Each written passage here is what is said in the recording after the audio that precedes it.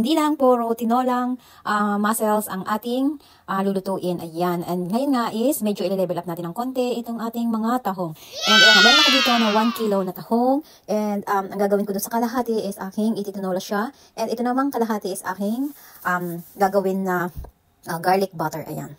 At dahil nga nag-request ang ating isang kaibigan, kaya yan ipapakita ko ngayon kung paano ko niluluto itong ating very simple na mussel recipe using this oyster soy sauce and itong ating butter. Ayan. Ang una ko lang ginawa is itong ating mussels is pinakuluan ko lang siya ng mga 3 minutes hanggang sa bumuka lang siya. And then kapag bumuka na yan, is i-drain lang natin.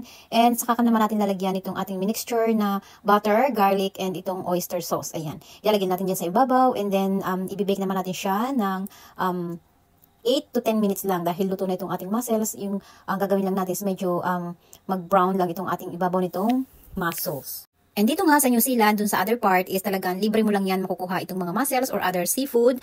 Especially yung mga kakals lagi kong kinukuha na malapit dito sa amin, is talagang libre lang. And pero may limit siya, kailangan 50 lang pieces ang kukunin mo every day per person. Ayan. Pero sobrang ganda talaga kasi libre na siya. Pero kailangan sumunod ka lang talaga sa kanila. Kung ano yung kanilang patakaran, is yun ang ating susundin.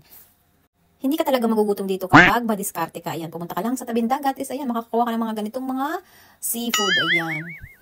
At dahil paborito nga natin yan, kaya ayan, lagi ako nagluluto nitong baked mussels. Ayan. And balik tayo dito sa ating niluluto. Ayan, after 10 minutes is ito na yung kanyang resulta. Ayan. And then ilaline up lang natin dyan sa ating plate. And then, up to you kung lalagyan nyo ng sprinkle ng parsley dyan sa ibabaw or any spring onion, pwede din. So, ito, hindi ko na nilagyan dahil hindi ako mahilig sa parsley. Ayan. And ayun na guys, thank you for watching. Hope you like it. And please don't forget to share and follow na din. And please comment down below para alam naman natin kung saan na ba nakakarating itong ating mga videos at kayo naman ang aking ma-shoutout sa mga susunod na videos. Bye-bye!